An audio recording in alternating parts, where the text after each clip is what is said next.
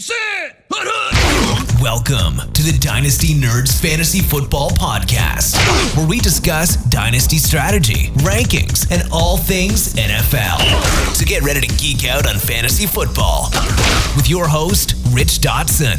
And welcome to the Dynasty Nerds Fantasy Football Podcast. I'm your host, Rich Dotson. He's Matt O'Hara. Hey. And he's Garrett Price. How's it going? It's going pretty swell. We're back. We got some playoff action going on. You know, teams are going home sad. People are missing extra points over and over and over again. And over again. And over again. We missed an over. Yep. So, yeah, we're back talking some Dynasty Fantasy Football. And we're talking to the people because we went to our Discord channel and we put out there, hey, this is a good time, the beginning of the offseason. You've got Q's, which are, questions. And we've got answers, which are A's. not HIV, A's. but full-blown AIDS. A's. Oh, yeah. That's what I strive my kids to do, get A's. Correct. So, proud of my kids. Smart kids. Little Dynasty nerds that they are. So we're back talking some Dynasty Fantasy Football, answering your questions. So we'll go through here. We got about, 20 questions to get through? 15 to 20, yeah. Okay, We'll see how many we get through, right? Right. These could get in depth. Some of these will be quicker. We might be able to answer this question in 3 minutes. Others might take a good 10 to 12 minutes to really kind of work through the different layers of it. So each question's its own beast. I've got to express myself. Hey, absolutely. So before we get into that, I got to tell you about our friends at PrizePicks. We got some big news. Ooh. So usually I know you hear this PrizePicks and you're like, oh, they're talking about PrizePicks again. But this is a little different because we got something to give you. It's called Nerds Giving Back to you with PrizePicks. I was like, don't we already have a Nerds Give Back? Yeah, and the that's league. very different. Yeah, that is very different. Well, we're giving that person a belt. Oh, okay. So they got a belt. Now they can hold up Nerds their Give Back pants. winner. So, if you don't know what PrizePicks is, if you're new to the show, PrizePicks is a partner of ours where you get on there, and it's the number one legal way to play player props. 2 to 5 players, you win up to 10 times your entry. Now I think they added up to 6. You win 25 times your entry. Ooh. You can pick multiple sports on there. It's just basically over-unders. It's you versus the PrizePicks, right? Like, will Brett Maher miss 2 extra points? Over or under? He'll miss under or over? Everybody would take the under. Everyone. All Brett. I think he missed 3. 4. 4 straight. No, 3 all year. Oh, yeah. Extra points. 4 and 4 in one game is the record. Yep. Yep. NFL record. Three missed extra points was the record before that. Yeah. Ooh, Brett Misser. And that's what it does. You can mix multiple sports, whether it be basketball, college football, college basketball, all these different sports you can mix together. I mean, let's just go for 2, Might as well. And what we're doing right now is on Different forms of basketball, different forms of football. That's it. I mean, USFL is a different form of football. It's true. Yeah. But you said all these different sports, and you named 2 sports. Just college versions of both as well. I mean, there's MMA, there's golf, there's pickleball. I don't know. A lot of stuff Is going there on around here. pickleball in there? That'd be I don't know. excellent. I got to take a look at that when I get back. Yeah. But we're doing for our listeners only.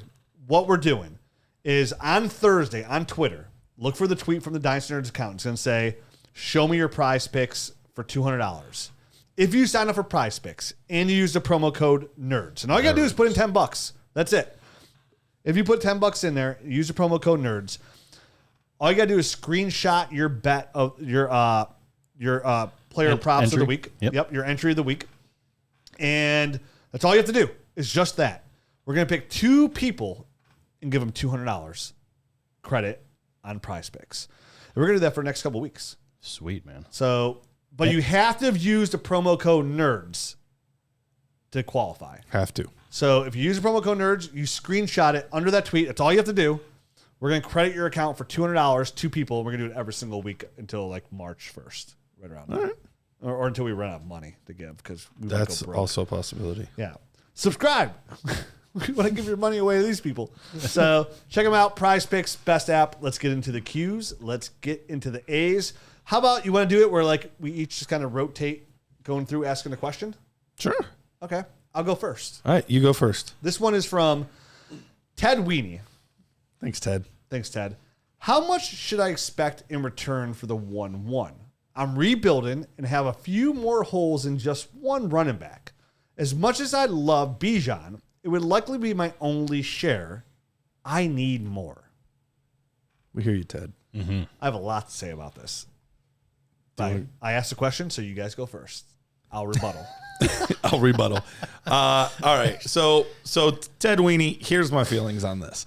The 101 right now. I never got past that, by the way. Yeah, I know. I was hung up on that the entire time. I didn't even hear the question.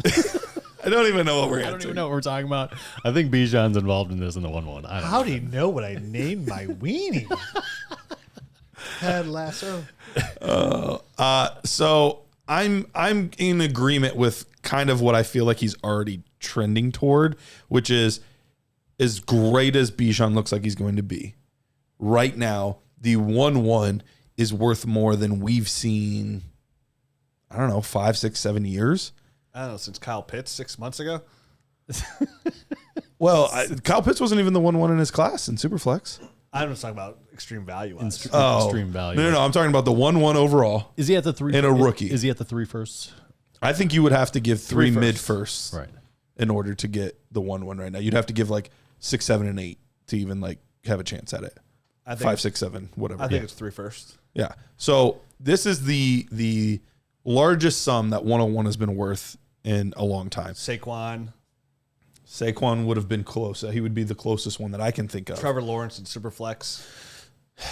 Maybe. But the hard part was there were so many other good quarterbacks in that class that people were also assumed to be good quarterbacks. Allegedly. That people, I think, were okay-ish waiting for Fields or Wilson or Lance or whoever. And how did that work out? Depends which one you got. Yes. So far, so good.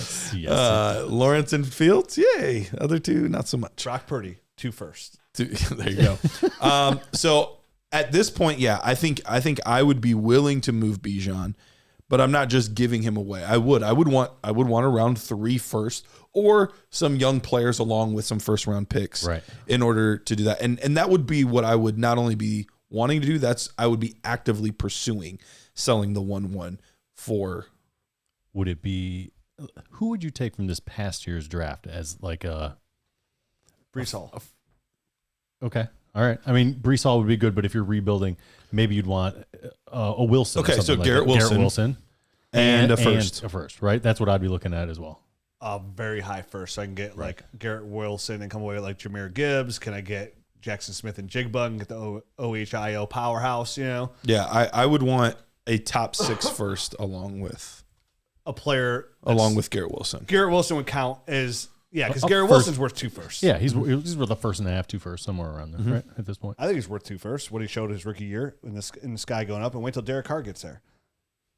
Wait till Jimmy G gets I mean, there. I agree. They're going to upgrade the quarterback situation, and he's going to be taken off. Yeah, and as much as it would be fun to have Bijan in a rebuild, you're not targeting running backs. Exactly. No. You don't want to start there. So all of that, I will say this though, there is a chance that he might be worth even more once we get closer to the NFL draft, once we get closer to your rookie drafts. That's when, traditionally, that's Nobody when picks goes are more than worth. 3 firsts. No, I'm just saying, traditionally speaking, if we're looking at the life cycle of values, Draft values. the highest value for 101 or any rookie pick is at the NFL draft and at their rookie draft. Unless you're a unicorn. Unicorn, I was going to say. A Norwal? Him and I will play charades together. Unicorn. Okay, Please be making a unicorn it's Ted Weedy. on your forehead. That's what I was thinking. It was 10. So no, okay, Matt, your take. Yes, Satan. Oh, that's 2 horns. Sorry. Go. My take is, I think he's worth. I think it's right now. It would take around 3 firsts for me to move on from 1-1, and I think that's fair value or a package like we were just talking about it, because that's why I brought up Cedric Wilson. I think that would be a really nice Cedric Wilson. Cedric Wilson. Cedric Wilson in a first. They'll do it for me. Garrett Wilson. Kick return points, baby. So anyway, Garrett Wilson and a nice first would do it for me as well, because I just think it's a better strategy for rebuilding. But I don't disagree with you. I do think his value is going to, like, the value of the 1-1 is going to be going up, up, up as we get closer. So the fact that it's already where it's at, who knows what you'll be able to get in a month or a month and a half or 2 months. Yeah, there's two hard facts here. If you have the 1-1, I mean, that's fantastic. And if it's your 1-1, you didn't trade for this pick and you didn't luck into it. Like, obviously if you trade into it, I have somebody in my league, they finished in 10th place. They traded for the 23 first 2 years ago. They ended up with the 1-1. Wow. Nice. Yeah, he's in a pretty good spot. But, Bijan's the fact is Bijan's a very special player. A player to be 220 pounds, be able to run like he does, be able to stop on a dime and cut the way he does, the way his ability to catch the football. He's a very special football player. He's going to be arguably my number one dynasty running back coming into the league. That being said, once you're that high, you can't get any higher, right? Like once you're the 1-1, once you're Justin Jefferson, there's nowhere to go but down. The running back's the most volatile position in all of fantasy football. I sit here on the show year in, year out, since I've been doing this for 9 years, and I started hashtag 2-3-year window, is like the running back is the most fluid position on my roster. So if I have the 1-1, my team is pretty bad. I'm the worst team in the league. Do I really want to start building around a running back by the time I turn this around? Like he's really going to come out and help me? Now, the good thing about a player like Bijan is you do have time. You have patience of the whole year to make this deal work. And I think where the price can go up is when you get into the season and, there's playoff contenders. But then you're talking late first. Early in the draft, like if you can just move back to 1-2, 1-3, you're getting that high first. Right. And if you get their first in the future, odds are their team's still going to be pretty bad because that running back's not changing their position as well. So as good as Bijan is, and how good he'll likely be he'll be the outlier. It won't be 2 to 3 years. It'll probably be the 5 to 7 year window for him. You should actively be trying to trade the pick because players like this don't come around often at 1-1 where you get such a haul before they ever put the pen to the paper, right? Like you have no idea. As good of a prospect he is, we still have no idea how that's going to translate to NFL. Yeah. There's a 99% chance he's going to be pretty damn good. But I was at week 2 at the Browns game, and we were up 2 touchdowns with less than 2 minutes, with less than a minute and a half to go, and we had a 99% win percentage chance to win the game. I left the stadium. By the time I got to my car, the Browns had lost. Yeah. So it doesn't matter how high the percentages are, you could still come out a loser. Well, remember Trent Richardson? Remember how high everyone was on Trent Richardson? He was the number 3 overall pick. Oh, he went to the Browns. I don't know how high I was on him. I could barely keep my eyes open. Yeah. Yeah. So go get him, Cheech. Smoky out there. So you just never know. Yeah. I mean, so you should actively try to trade. I mean, you're at the 1-1 from the bottom. You need assets. You need a ton of assets. So unless you made a lot of trades, you have a lot of draft capital. If this is your only pick at the top, where it seems like he is here and he needs more, yes, trade it. But it's not one of those trades where you're like, dude, just take the best offer you can get. You want 3 firsts. Mm-hmm. And preferably you want the 1-2, 1-3 this year, possibly the 1-4. They're first next year, or like you said, Garrett Wilson or something along those lines. So the answer is you should be actively trying to trade the 1-1. It's a running back. And how often do we see – here's the best example. Jonathan Taylor comes out, has the rookie year he has. He's the dynasty running back 1-1. The dynasty running back 1-1. Is he even a 1-1 now? There's people, you have arguments that Bijan would go ahead of him. You'd have arguments that Kenneth Walker would go ahead of him. You'd have arguments that Breece Hall would go ahead of him. You'd have arguments, I wouldn't say this argument, that Saquon can go ahead of him. Did you see that run, that Saquon, the first run that he popped off? Back. Ooh, he is back. That spin movie did too, a little spin. He looked really good. Dude, he's peaking right now, man. He looks really good. When Saquon with those giant quads gets down low and lowers that boom shoulder, you're like, oh, here comes goodness. He's back. He's strong. So, yeah, it's always going to be a fluid position. I mean, the odds of the running back 1 being the running back 1 again the following year, like 1 overall, is so slim. It's happened twice in the last 20 years, right? Like Saquon comes out, has his rookie year. It's phenomenal. Doesn't do it again until this year. Right. Literally 4 years later, it took him to do. Jonathan Taylor comes out, has an amazing year. How was his year this year? Non-existent. It's too fluid a position. I actively promote, as good as Bijan is, you can get more assets than Bijan. Matt, next question. All right, this one's from Maxplosion. Are these coming from the Discord channel or your soft core porn collection? Is landing spot a bigger deal than talent? Christian Watson and Denzel Mims are the exact same player, except one went to Green Bay to play with Aaron Rodgers, and the other was banished to the Mad Max wasteland of New York. Should good players to crappy situations be avoided at all costs? This is a family show. This is the free show. Wait for the nerd for that word. So what do you guys think? Well, Landing spot? while Rich is taking a drink, I will say Let's dissect this one. First of all, Christian Watson and Denzel Mims, same players? they had some Similarities, right? Size, speed freaks. Yeah, I don't know that I would say that they were the exact same. Right. I would say they're the same and they're both risky. Yeah, they were both players with upside. Athletically gifted with similar upside, right? One had but a little albatross going to unrefined. Baylor. Yeah, one went to Baylor where no good wide receivers ever come from. And one went to North Dakota, which we don't know. Everybody, if anyone. everybody's going to go North Dakota. Big time question mark, right? So yeah, I don't know that they're truly the exact same, but for the argument, I understand why he picked those two players. Yep. I am a pretty strong believer in the opposite, though. Me too. I'm going to take talent over situation, especially because how fluid, especially in today's NFL, how fluid situations are. So, like, think about any team, literally any team, and think about where they were 2 years ago versus where they are now. Half of them have different quarterbacks.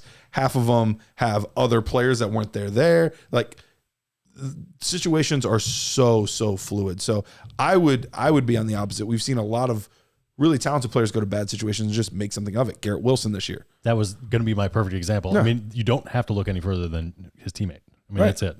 He's an ultra talented guy that was in the same situation, literally the same exact situation as Denzel Mims, but he overcame it because his talent translated to the NFL, and he looks fantastic. Yeah, A.J. Brown, when he went to Tennessee, nobody wanted him to go to Tennessee. Everyone was like, oh, my gosh. Hollywood Brown, when he went to Baltimore. Right. Like, the good players still make something of themselves. Do they maybe hit their max absolute ceiling? Probably not. Right. A.J. Brown would be much better with Patrick Mahomes than he would have been in Tennessee.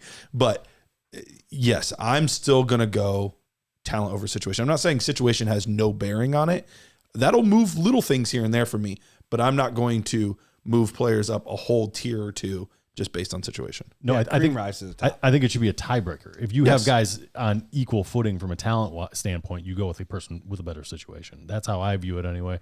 I don't think you just automatically write people off that are in bad situations. So Yeah, and most of the really, really good players go to bad teams because they have higher draft picks. So it's just the way that situation ends up. You know, it's and this is Dynasty. It's a long-term game, right? Like, we're not looking for a year one explosion, you know, onto the scene because Max explosions, please. Maxplosion. That's not how it works. And usually, and you should be okay with that when you're picking at the top because you don't want listen, like if you're getting a 1-1 and or Garrett Wilson, like, okay, you would like to have the 1-1 next year too to get Marvin Harrison Jr. So like you want to come in, look good enough and just good enough where you're not winning enough games, right? Because you want this to all come together at the same time, which is right around like year 3 and slowly get a little bit better here and get a little bit of luck on your side as well. But like these guys said, you know, the talent will always overcome for the most part. Because when you guys said that, you said Pat Mahomes, I was like, man, how many touchdowns would Devontae Adams score with Pat Mahomes? 30? Maybe. So, yeah, there's better situations than others, you know, but for the most part, you could also argue that, hey, this person's on a really bad team. Well, guess what? They're going to throw the football a ton, right? You know, the odds of when you have the Chiefs and the ball's rolling, a lot of those guys aren't even playing in the fourth quarter because the game's out of hand a lot of times. When you got to throw the ball a ton because you're playing behind, players like that could be in a better situation. Drake London has a better chance to take a big step forward next year because he's the focal point of that offense. It's not just the team they're on. It's just about opportunity as well. You know, if a running back gets drafted and he's really talented and he sits behind Josh Jacobs or Nick Chubb, yeah, that kind of hurts. It's a different situation. But today's NFL, definitely with the receiver position, at no point should you be worried about, oh, they have another really good receiver. We see year in, year out, multiple teams have that number one receiver. People slept on Devontae Smith this year. When we were sitting on this podcast saying, don't sleep on Devontae Smith. Like, this guy could outproduce A.J. Brown. Like, he's that talented. And what did we end up with the season? Even with the Jalen Hurts, we ended up with 2 wide receiver ones on the same team. Right. T. Higgins, Jamar Chase, 2 quality wide receiver ones that you want to have on the same team. you don't have to worry about situations like that anymore. The cream will rise to the top. So I guess carrying on your point here, the wide receiver position might be a little bit different than, say, the running back position, right? Because the wide receivers, there's multiple wide receivers on the field at any given moment. But a position like running back is a little bit stickier and a little bit trickier in the fact that there's usually, I mean, there's exceptions. There's usually only one of those guys on the field at a time.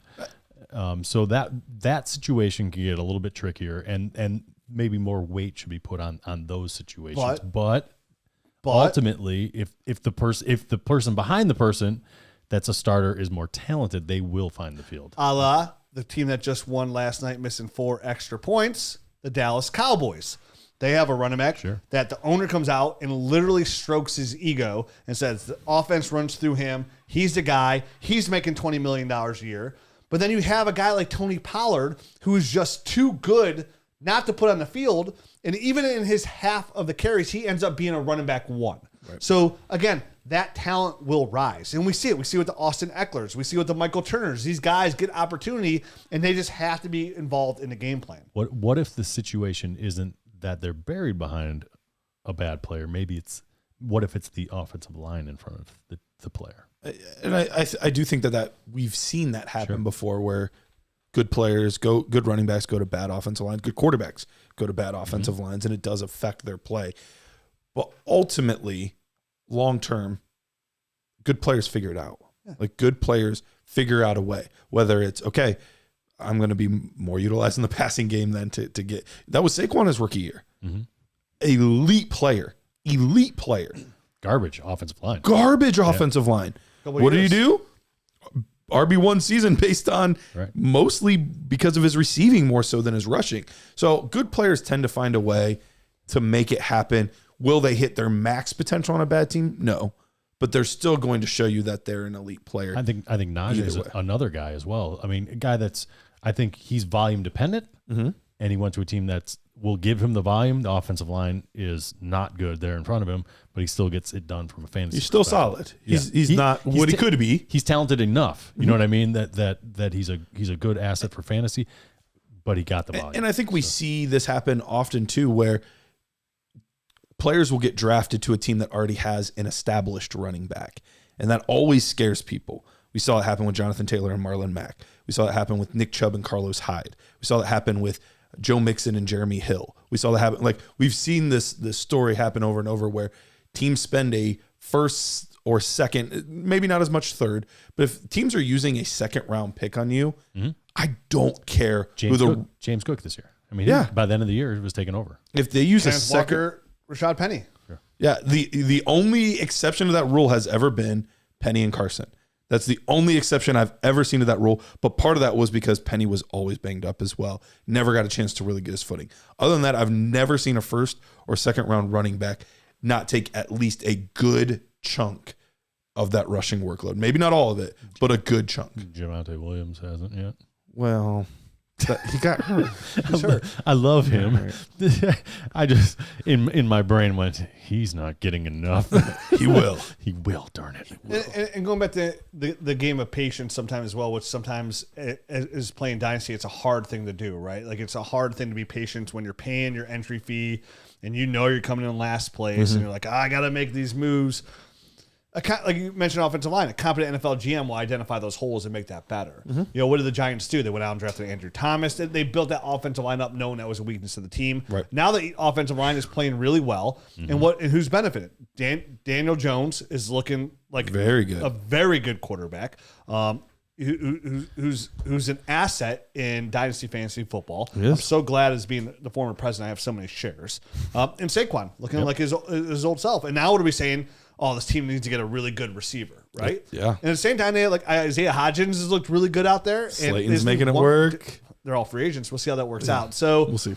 Garrett, next question. All right, next question here from Theo Phil USJC11. There could be other words in there, but when it's all I was going to call him the Ophilus JC11. Could be, but it's probably Theo. Probably Theo. That's probably a better spot to cut that one. 12 team Superflex, 1 QB, 2 running backs, 2 wide receivers, 1 tight end, 3 flex, and 1 super flex. I have an absurd amount of draft capital: 102, 104, 106, 11, and 12, and then 324 first. Whew. But my team as a whole is horrible. Is it worth giving up all my first this year, every first in 23? So we're talking 5 picks, plus Kirk Cousins and Amari Cooper, if I can get Josh Allen and Pat Mahomes. The rest of my team is pretty bad other than Kyle Pitts, and I would not be even close to contending. Am I better off drafting a lot of players hoping they will hit, or trading almost everything for Mahomes? I would give all 5 of those first and Kirk Cousins and Amari Cooper away so quickly to get Pat Mahomes and Josh Allen in this kind of league, in this format. It wouldn't be. It's not even a question in my eyes. It's an easy trade for me. Easy trade. Pat Mahomes is the kind of player that the next 10 years will carry you to the playoffs. Mm-hmm. Josh Allen is the type of player for the next 10 years that will carry you to the playoffs with mediocre talent around you. Now, will you win? No, but you have 3 firsts in 2024 as well. And guess what? Those aren't depreciating assets. Those are assets you can turn at any time and get those 5 for like all those firsts back. Because guess what? They're each worth 3 firsts at the bare minimum, and I would not take 3 firsts for either of them if I own them. For Mahomes and Allen, you're saying? If you offer me 1-2, 1, if you offer me 1-1, 1-2, and 1-3 this year for Pat Mahomes, I would tell you no. And 2 of those picks are the 11 and 12 pick. You know what I mean? Yeah, like, so those are late. Easy I trade. would do that as well. Those are cornerstone pieces that you dude, Theo Weenie. Theo Weenie forehead. Unicorns. Like those are championship caliber players. I mean, in the original Nerd Herd League, my team, it's a 1 QB league. I have Pat Mahomes. Mm-hmm. The rest of my team, it's like Najee Harris. I have 2 running backs, literally 2. That's it. I've won back-to-back championships in that league. Back-to-back. Sorry, Paul Winter.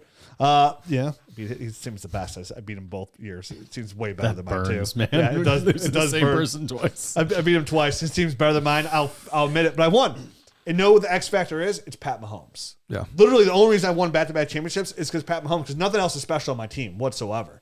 I got Tyreek Hill. He's special. Sorry. But yeah, I mean, anytime you have a chance. Apology accepted. This is the whole reason why you want to gain all this draft capital, because people get this illusion in Dynasty where like all this grandeur, all this opportunity that they're going to get the next Pat Mahomes, the next Josh Allen. We say on the show all the time, you know, it's so easy to fall in love with these draft picks because and to be fair, it's the only way to get most part of these guys for like 100%. For a reasonable price. Yep. Yeah.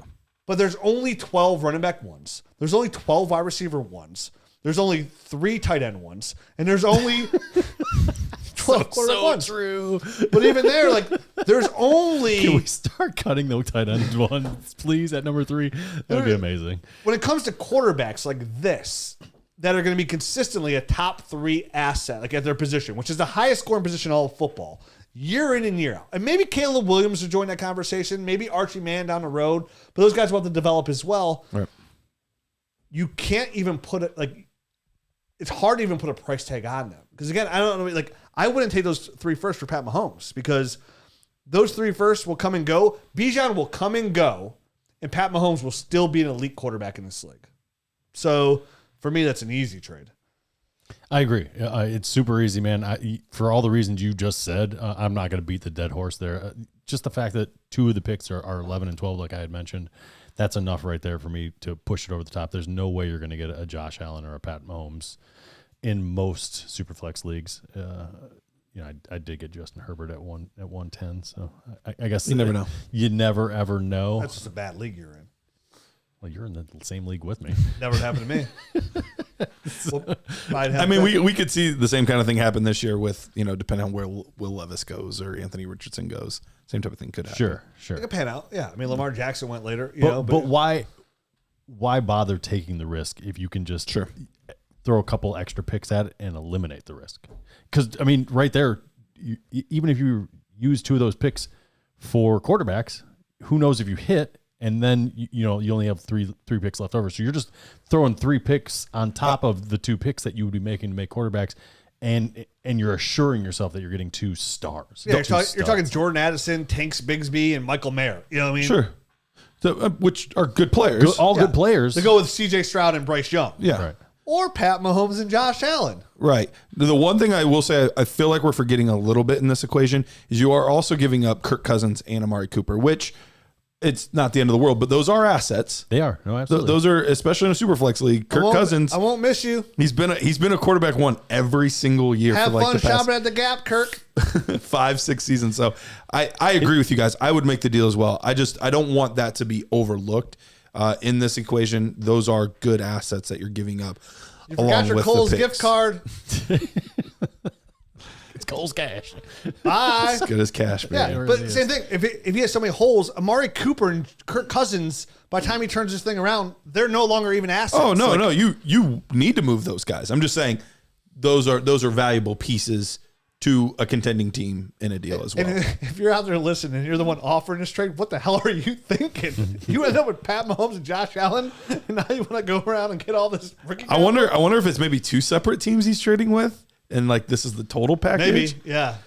Because if I have Mahomes and Allen, like the total package. why would you move both? That seems silly. Drugs are bad. That's why Nancy Reagan got it right. You know, dare to keep those kids off drugs. Next question, you guys ready? I'm ready, man. Lambo 88. God, 88 Lambos sounds rich. For a contender, which, if any of these are a sell prior to the start of the season, finish third and trying to figure if a mid to late first plus for any of these players is a good plan. So mid to late to first plus for Dalvin Cook, Aaron Jones, George Kittle, he has Kelsey, Javonte Pittman, single QB, half PPR. So mid to late first for any of these players. Plus mid to late first plus. Which of these are a sell prior to the start of the season? Oh, which of these are a sell? Okay, because that completely flips my thing. Yeah, That was a bit I mean, fair. they're all. I mean, Aaron Jones, I think, is the first one off my list, right? The first three guys, I think, are all easy sells. it's gonna be hard. George Kittle isn't as easy. Well, I guess if you got Kelsey He's had like half a good season lately, yeah. and it's the most recent half. when Debo's gone. But he's been very inconsistent for a long time. A lot of good weapons on that team. So, Aaron Jones, right off the bat, who knows? Obviously, he's 28 now. Yeah, the problem is you're not getting a mid to late first for Aaron Jones. at this Aaron point. Rodgers, who knows what he's doing next year. It sounds like Aaron Jones is a free agent, if memory serves me. Is that correct? Or I don't no? think so. They I think haven't- he's got 1 or 2 more years left. Oh, they just signed him, right? Yeah, like I think 2 they years have, ago. I think they Just have an signed out in his contract. They might. That might be true. Most of these guys have outs coming up soon. Let me look at his Because contract. like him and Cook and Mixon all signed at the same time, basically. I think Dalvin Cook's still worth a late first. I think you could still get a late if first you're a one. contender. I think George Kittle is worth a late first because if you need a tight end, he's worth a late first. Mm-hmm. Javonte Williams, he's worth a mid first. You know what I mean? Plus for me. A mid first plus, a first and a second. Aaron Jones' deal, I knew there was something going on. His cap hit goes from 5.9 to 20 million. What's his dead cap? His dead cap is 9. So they'd make a ton, under the cap. They'd make $11 million if by cutting him, by getting rid of him. So Especially with or Dylan. restructure. and that's the thing. The GM came out and said, we want him here. We just got to make the money work. So they might do a restructure of some kind of this contract to get him to stay. But that still doesn't eliminate the fact that who knows what's happening with Aaron Rodgers, and he could just be on this team, and Jordan Love could be handing him the ball. That is a big difference. Which is a big time difference, I think, in his value and just all around that whole team. So big one right there for sure. I'd get rid of Aaron Jones. I mean, even being half PPR, like it makes Pittman, you can sell Pittman if you want for a mid first. I'd be okay with that. Javonte mid first plus, most likely. Yeah, because I mean, he even coming off injury, most dynasty rankings that I've seen still have him as a top 10 running back coming into this year. So I would, If you're a contender, though, I mean, you got to keep some of these guys. You do. right? Yeah. I mean, you can't sell all of them. Aaron Jones would be the quickest one I would sell. Me also. This is the game of dynasty Kittle as a would be whole. next. Like everybody's for sale at all times. It's just in your league, what's the price, right? And where's your team at? That's it. And what are you looking to do? If you're looking to win, then you're not really selling. Like, you're buying. If you're looking to reload or gain some draft capital, then yeah, you're selling. But it's everybody. Kittle makes a lot of sense price. to me since he already has Travis Kelce. I can't imagine there's ever a time that Kittle's going to be in your lineup outside of injury above Kelce. So I think he makes a lot of sense to sell. And then you could still insulate your risk by using a second round pick to get a solid backup, because this is half PPR, so there's no tight end premium or anything. Yeah. Get yourself a solid backup for Kelce, but utilize Kincaid. It's a good tight end class. It is. So there's going to be some really good value because these running backs are going to go. Your first round is going to be pretty littered with running backs. Mm-hmm. There's going to be really good value in the second round.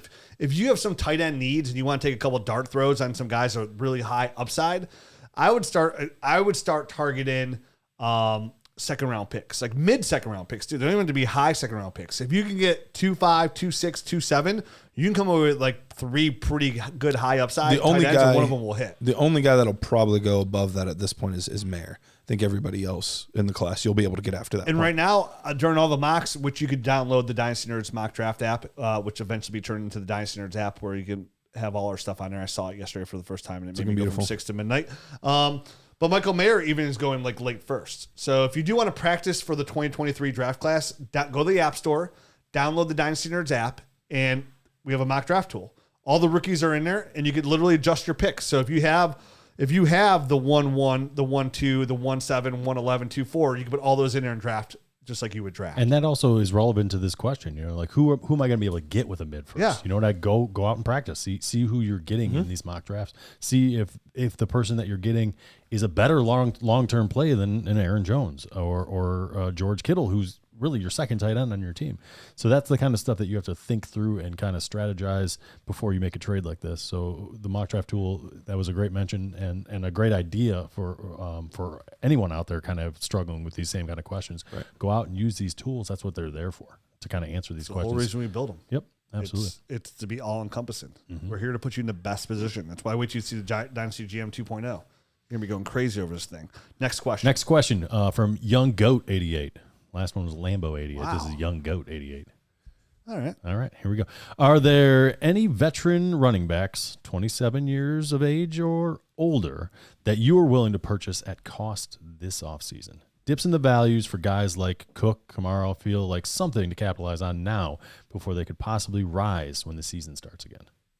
This is the right time Absolutely. to buy running backs, to buy any actual player, not pick. Correct. Now is the time, all through the summer up until about August, when people actually have to start putting these people in their lineups, and they're like, "Oh shoot, this rookie's only projected to get 4 points this week. Need to get some points. Dang it, Alvin Kamara is supposed to give me 52."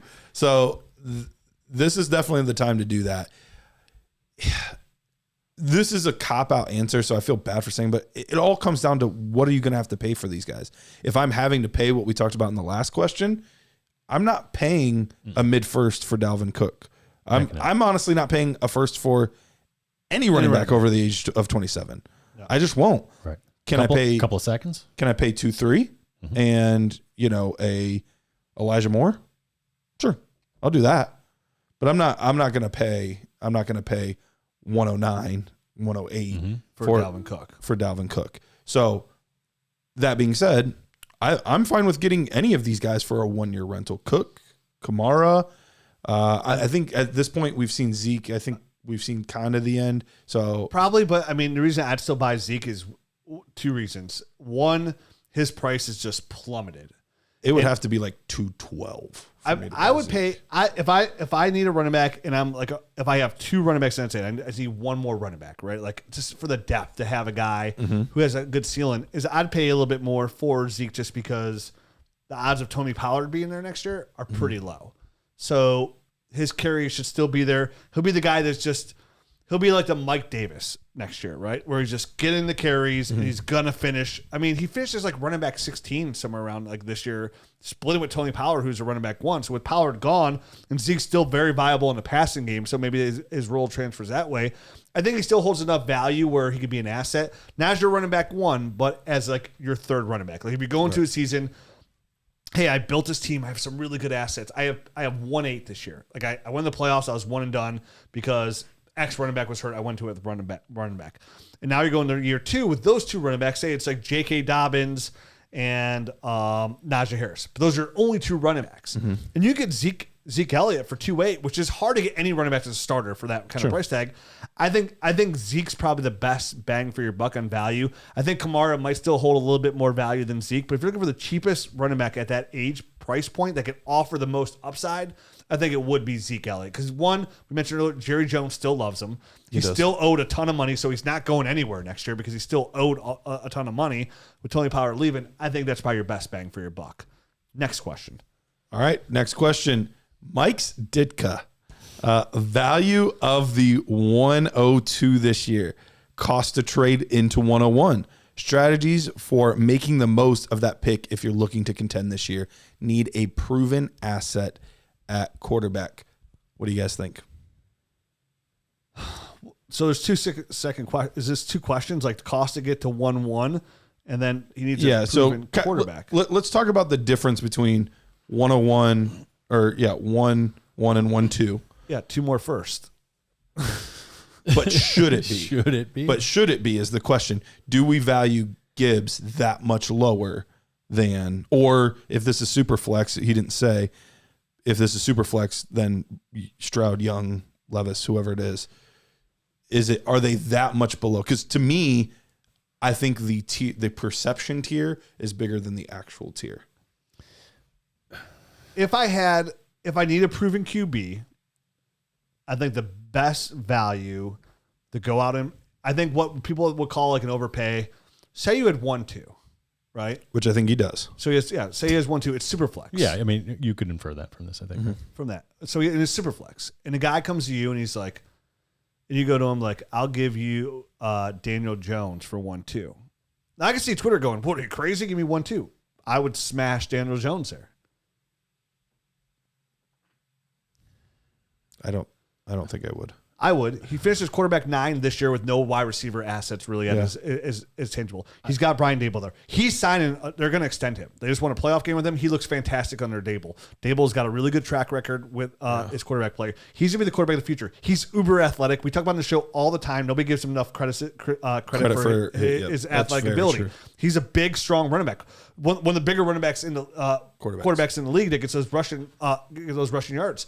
As quarterback 9 last year, as a QB1 alone, finished at quarterback 9, he's a top 15 overall fantasy scorer, Daniel Jones. Jahmyr Gibbs, as nice as he is great. Now, if you like Bryce Jones or Bryce Young and CJ Stroud, that's great as well, but he said he wants a proven QB. To me, in my eyes, Daniel Jones, with the help of Brian Dable and that offense this year with Mike Kafka, have entered that conversation as a proven QB. And we always look as the upside. What's the upside quarterback? The one has some athletic ability that gives you some rushing yards. He's given you 40 rushing yards a game. I mean, look at the playoff game, what they did, Garrett, with no running yards. They rushed him on design runs over and over and over again. Me saying I don't think I would isn't saying that like, oh, that's ridiculous. Like, I had to think about it. It is close. I think the reason I wouldn't at this point is because even if maybe he is actually worth that, which might be true, I don't think public perception has him there yet. I agree. You don't have to do it. What you do is you trade back from 1-2 to 1-5, and then you give up 1-5 for Daniel Jones. You take that extra second you got that's now 2-5, so you have 2-2 and 2-5, and you come away with Daniel Jones. Yes. I didn't follow all of that, but I think I know what you meant. And yes. Use the extra. He pointed at me, so I got it for sure. You got it for sure. Yeah, he pointed all that energy right in here. But I think from what I understood, yes, utilize him being undervalued and utilize 1-2 maybe being a little overvalued and make that work. And I knew I was going to talk about this at some point in the podcast. I was trying to hold off because like my whole goal this offseason, my Superflex league was just to go out and get Daniel Jones. Every league I don't have him. Anytime I talk about stuff on the podcast, people are like, "Oh, you give a 1-2 for him, huh?" And now you're gonna have to give a 1-2. That's all shtick.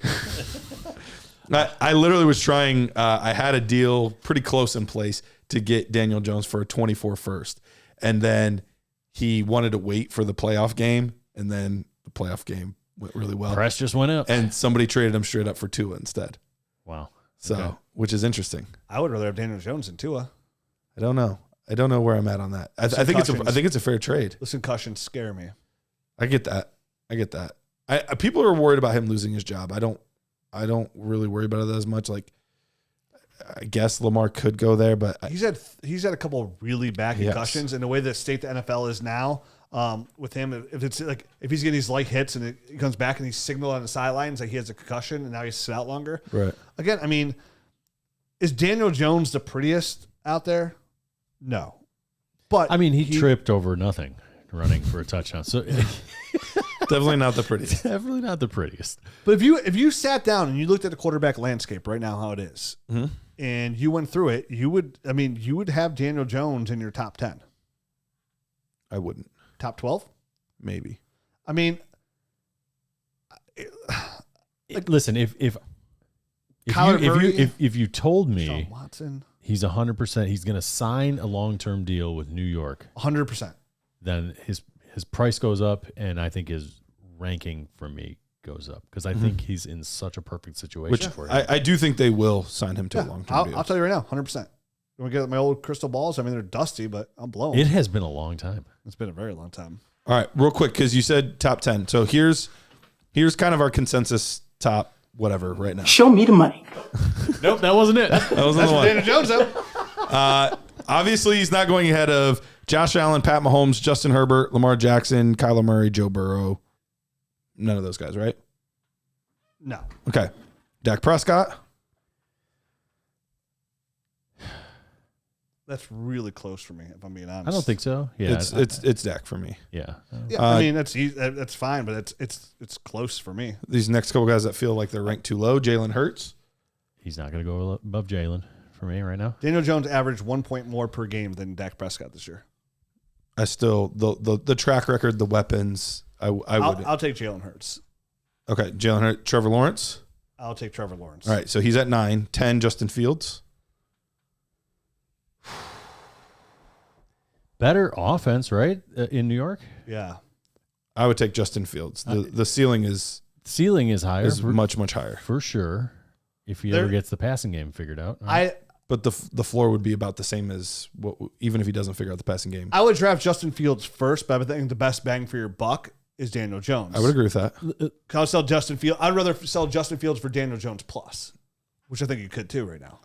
I don't disagree with that. The ceiling from a fantasy standpoint, I think, is similar, but how long does anyone put up with him if he can't throw the ball?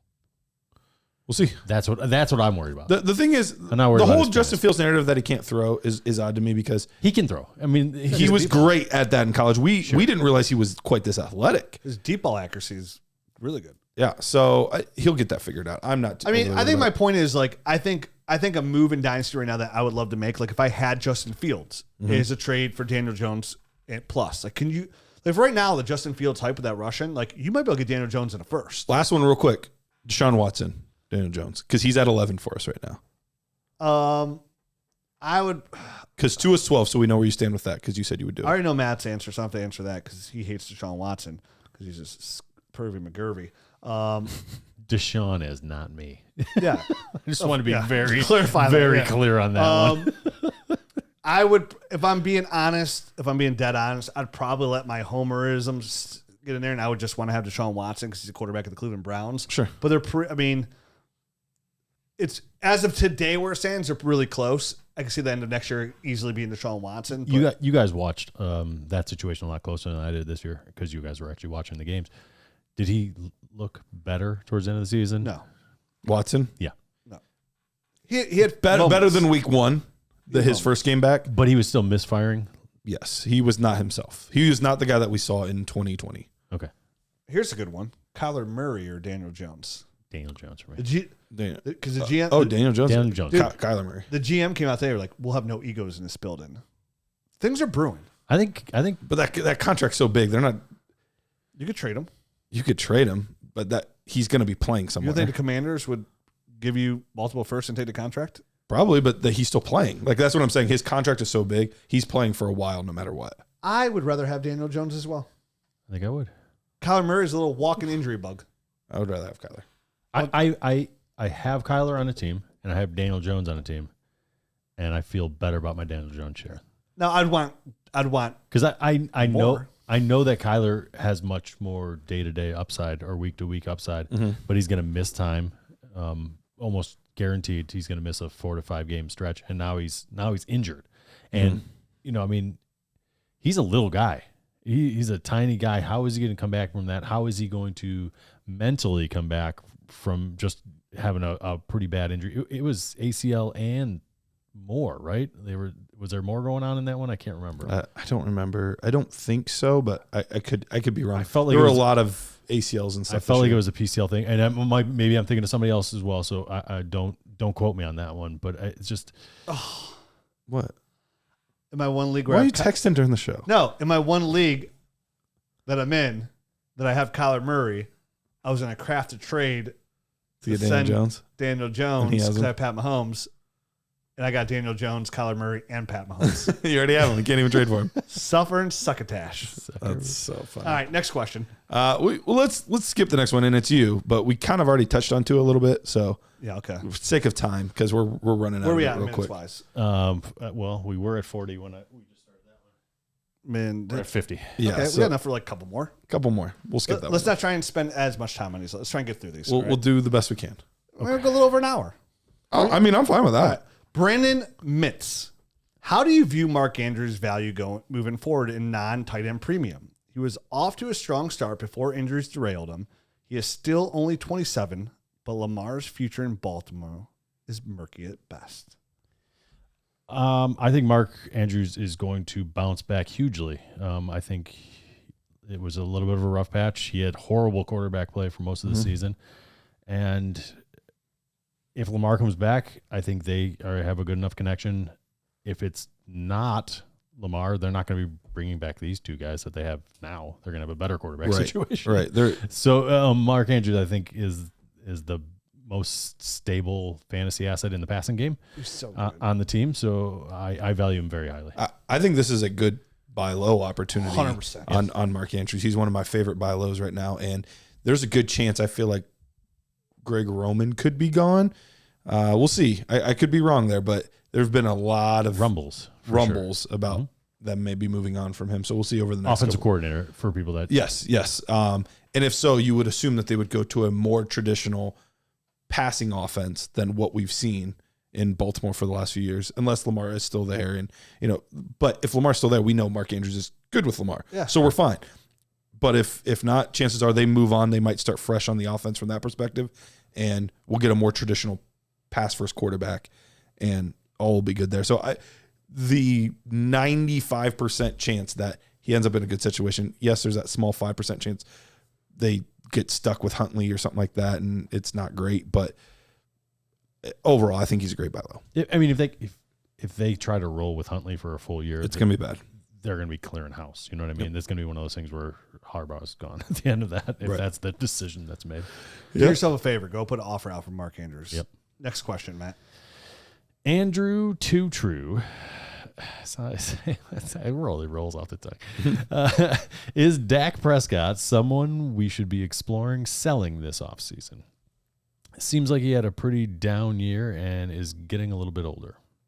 Finishes quarterback 18, average 17.8 points per game, 29 years old. I assume he's talking super flex, and I am not selling. No, I'm not selling either. I think he looked really good in that playoff game. I was going to say there were points in the season when things weren't looking great in Dallas in general. They were working out but there was also moments of like just amazing euphoria. Yeah, thank you. Euphoria was a great word. And this past weekend was one of those moments. So we know what it's like, what it can be like when everything's clicking, right? Dalton Schultz was down for a little bit.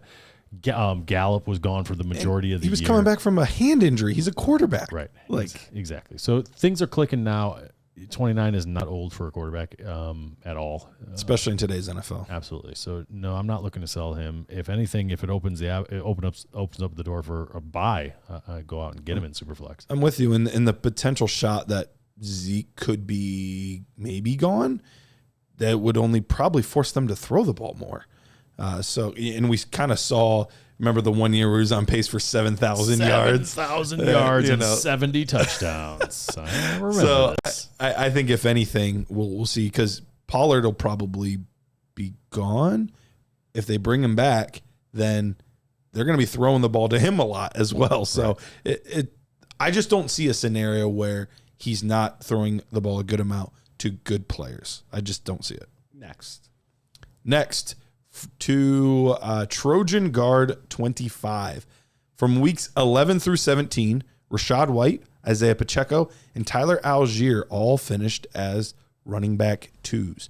For each running back, are you selling or holding if offered a 2023 second in a Superflex league? Would you buy any of them for a 2023 second? Nope. I wouldn't buy a single one of them for a second, and I'd sell all 3 of them for a 23 second. Rashad White offers some upside there, but at the same time, I think Lenny showed that Lenny's done, right? Mm-hmm. So Rashad White has a shot at being the guy there next year on a team that is grossly over the cap and probably isn't going to have Brady back. Yeah. So selling Rashad White is a good idea. I like that guy quite a bit.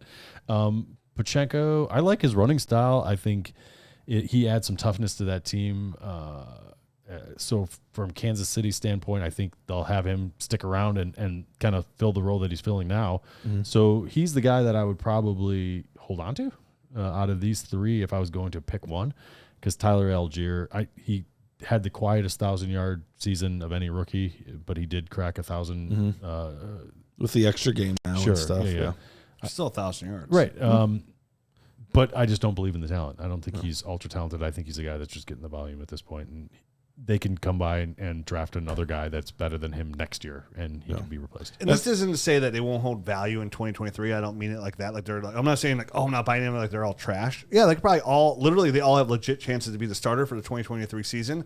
I don't view any of the 3 as long-term value there, and the odds of them being the starter in 2024 to me are under 15%. So for me, I'd rather take the 23 second and how deep this running back class is. Find somebody there. Yep, 23 class. We like it. A second-round pick would be pretty valuable this year. So next question. How do you determine if a player is a sell-high candidate? This is from Brad. This is from Brad. Tell us who it's from. So, I mean, when's a player a sell-high candidate? When there's a couple different ways to look at a sell-high candidate. One is they've reached peak value, right? Like we see these running backs all the time, like the Miles Sanders. We talked about Bijan at the beginning of the show. There'll be a player this year that gets overhyped in Kenneth Walker. Yeah. Right. How dare you? I know. You talked about him as an argument for the top running back. I was like, I think he's tremendous, but that's just me. Again, so far I'm right and you guys are wrong in a year in. Right? We said he was running back 2 as well. Okay, I'm just saying. So how are we wrong? Don't talk down on Kenneth Walker. I think he's fine. I don't think he's great. I think he's great. So it's when a player reaches peak value. I just had guys like Cedric Wilson. I mean, no big deal. When a player is forced into it's Garrett Wilson. Oh yeah. Dang it. When a player is forced when they have false stats, which is they are inflated by injury, right? Like, oh wow, George Kittle's doing really good right now because Debo's out and Brandon Ayuk isn't playing. When anytime they're forced in a situation where their target share unrealistic, and they finish at their high, like a high finish you never looking for them to repeat.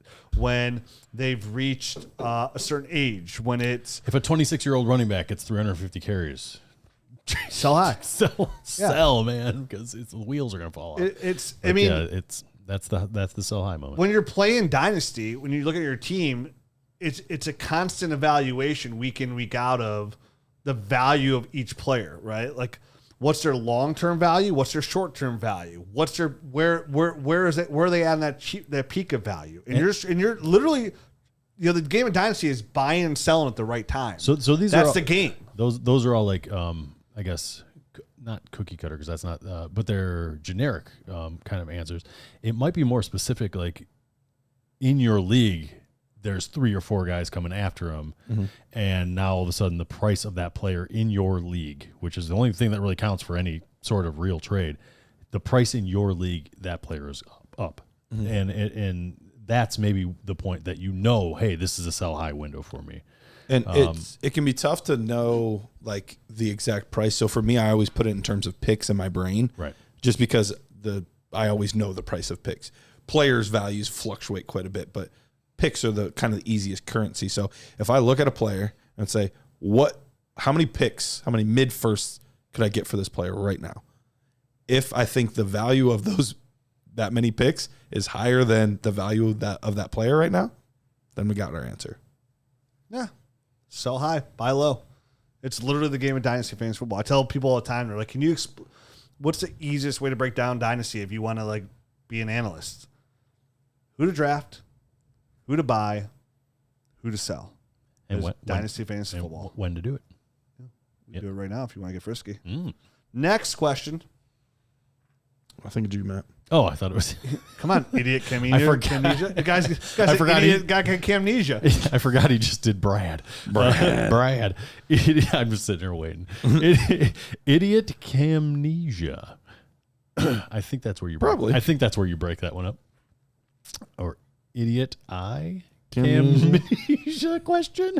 How do you evaluate smaller school prospects compared to Power 5 prospects? Each prospect you have to look at as independently as you can, but you have to understand that even if a player is dominating at a small school level, you have to really evaluate, are they dominating because the talent is much worse, or are they dominating because they're strictly that much faster, that much stronger, have that much better vision, that much better, so it's difficult to evaluate the smaller school prospects because, and even the ones that aren't playing in like the SEC or the Big Ten, sometimes it's even, the ACC might not be as strong, or in the MAC, or, whatever. Even there, it can be a little bit different because none of these guys are going up against true NFL talent. That's why one of my favorite times of year is like Senior Bowl. Yep. Because it's a level playing field. Everybody's playing against the same guys. Everybody's playing, so I love kind of seeing how those competitions work out. And usually the top players from the Senior Bowl end up being really good players. It's how we fell in love with Cooper Kupp. It's how we fell in love with Deebo Samuel. Remember Christian Watson was dominating this year? Sure. Yeah. Look what he's doing now. It's a big game. It really is from a dynasty scouting aspect. I mean, literally, we watched it every year. We come away with players like, wow, we really liked Cooper Kupp. We really liked Deebo Samuel from those games. And that's why things like the Senior Bowl super important, because you're actually getting to see him play football. But if you've looked at the tape, and you're almost not watching apples to apples, your Division II, Division I type of stuff. If you have to look for, can he do things that will translate to the NFL? Not like, is he wide open and making a catch and running on the field? Because that does not happen in the NFL. But you have to look for instances. You have to disregard the statistics completely. Right. You have to look for instances within the tape that show, hey, he can juke, he can make defenders miss, he can stem, stack, do all the things that you need to. He can go up and make contested catches in small in tight windows and stuff like that. So those are the type of things that translate small school to the big NFL. Yeah, and exactly. Another thing is is the speed of the game too fast for him? That's something you see at the Senior Bowl, but also NFL Combine is the perfect way to get these guys, I think.